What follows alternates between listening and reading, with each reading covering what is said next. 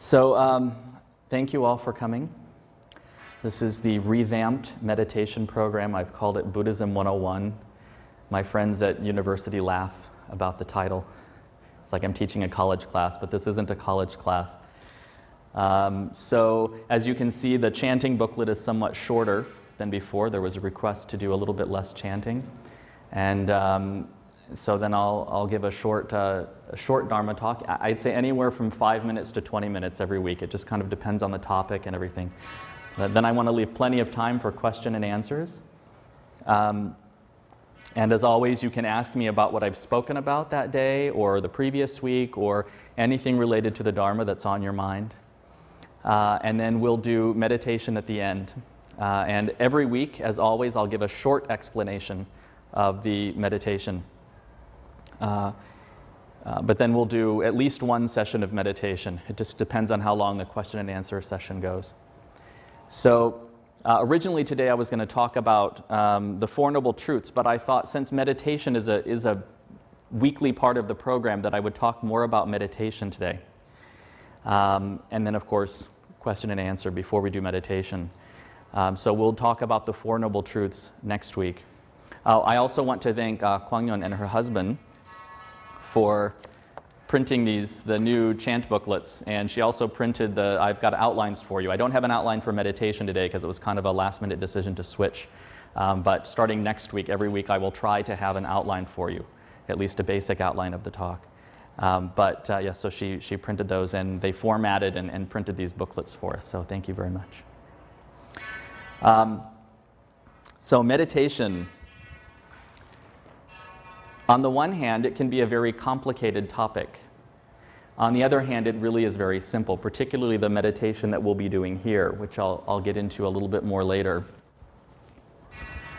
There are all different kinds of meditation, of course. So you've heard me talk a little bit about Tibetan meditation before. And in the Tibetan tradition, they have really elaborate, really complicated meditations, these really detailed visualizations. And sometimes you're picturing, say, a Buddha or Bodhisattva above and in front of you, out here facing you. And maybe there's all of space is filled with other enlightened beings, and there's light, going in and out, and maybe there are, or maybe there's a Buddha sitting above your head. And I'm thinking of one practice in particular where let's say light, nectar is what we say, but like a liquid substance comes out of that Buddha and into your head, and it's for purification. I'm oversimplifying, but that's another option. Another option is that you visualize yourself in the form of an enlightened being, like Kwanteam Botat, Avalokiteshvara, right? The Bodhisattva of compassion. And so in your heart, there's a mantra, Om Mani Padme Hum. We do this here at our temple too, right? It's going around in a circle, and then light comes out from that mantra. It's very active, you see.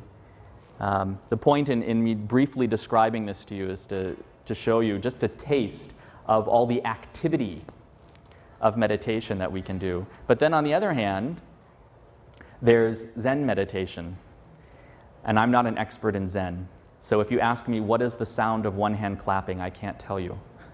But there's Zen meditation in which one form in particular, it's literally called just sitting, or the English translation of it is called just sitting. And it looks a lot like what we've been doing here. You just sit in meditation.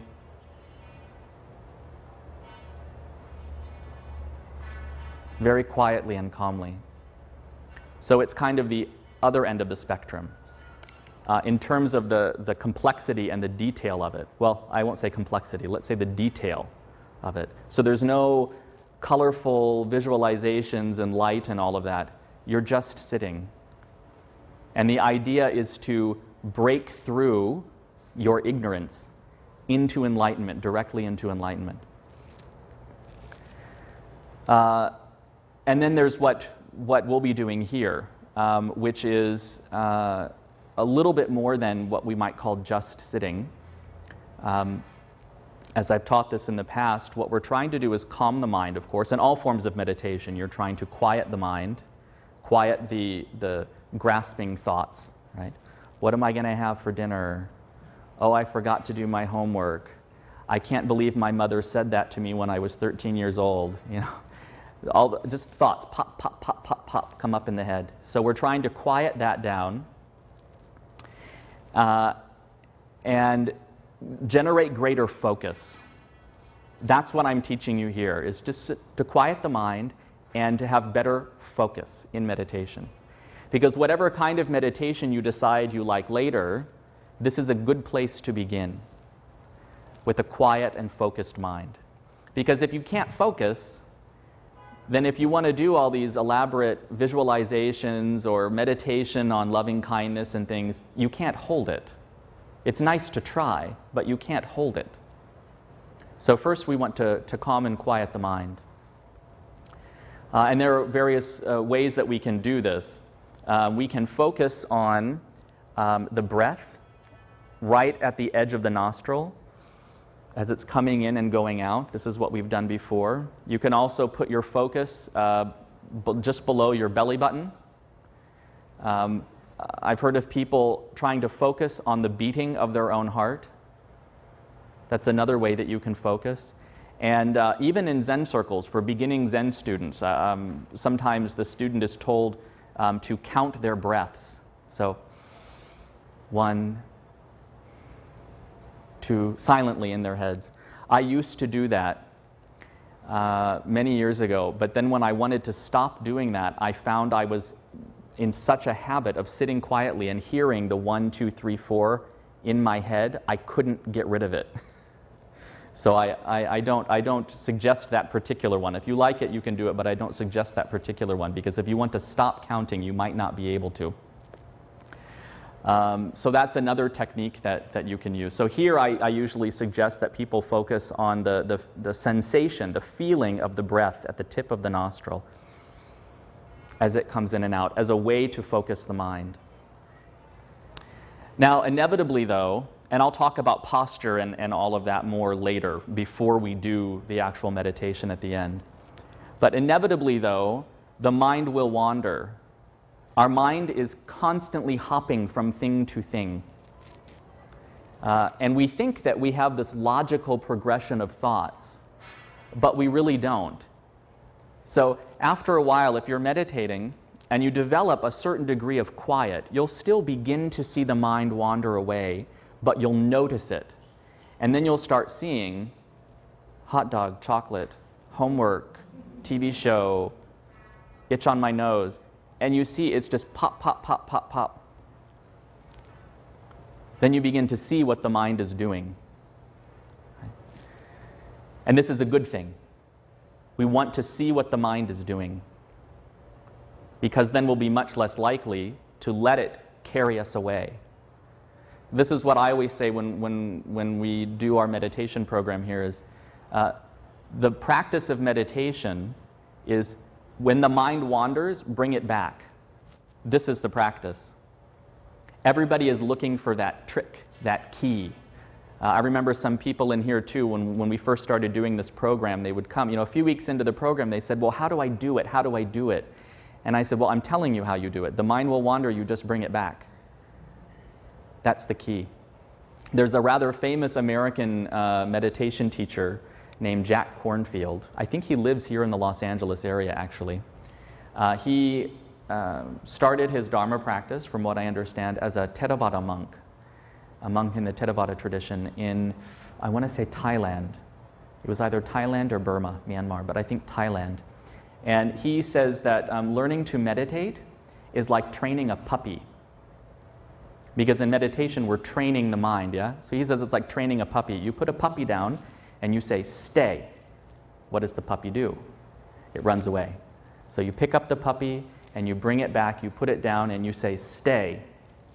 And the puppy runs away again, so you bring it back. And then you say, stay. And then the puppy runs away and it goes to the bathroom on the carpet. So then you have to go clean up the mess and bring it back and put it down. But he says the mind makes even bigger messes than a puppy, which is true. When I was thinking of this a while ago, I thought of something similar. It's like if you have children or if you've ever babysat, but especially if you have children, you want your kids to pick up their toys. Okay, it's time to pick up the toys, but then the kid starts playing with the toys, and you say, no, no, no, put the toys in the box, put the toys away. You have to keep directing them, right? You have to keep bringing them back to putting away the task of putting away the toys. So we are trying to just quiet and calm the mind. So we have to keep bringing the mind back. Now there are a number of pitfalls and problems that come in meditation. One of them is being too hard on ourselves. People try to sit in meditation and they get frustrated. They think, I'm not doing it right, I'm not doing it right. I went through this. Sometimes I still do it. Because it's hard. It's hard to train the mind to focus. It's so used to just going, running around like a crazy little kid or a puppy. It's hard to focus the mind, especially in the beginning. So people get frustrated and they think, I'm not doing it right. They don't understand, people don't understand that meditation is an acquired skill. We don't expect to pick up a guitar and play like a rock star the first time, right? You don't give a 12-year-old the keys to your car and say, well, go drive. Of course you know how to drive, right? They have to learn. So meditation is something that we learn. So if you feel yourself getting frustrated, don't worry about it. Just remind yourself that meditation is an acquired skill. A number of years ago, I was living in Milwaukee, and I went to, yes, come on in. I went to a different meditation center, and the woman teaching that night, I brought up this subject because at this time, this is maybe, 15 years ago, I said sometime when I'm meditating, I get frustrated because I can't focus my mind. And I think I'm not doing it right. So she told this story of being at a teaching, this man from Texas was there, and he'd been meditating for a while, and he was like a cowboy, literally, cowboy hat, cowboy boots, blue jeans, Texas accent, right? So someone brought this up, and their practice was to label their thoughts. So every time they would notice a thought, they would think to themselves, having a thought, I'm having a thought. And by labeling the thought, it would stop the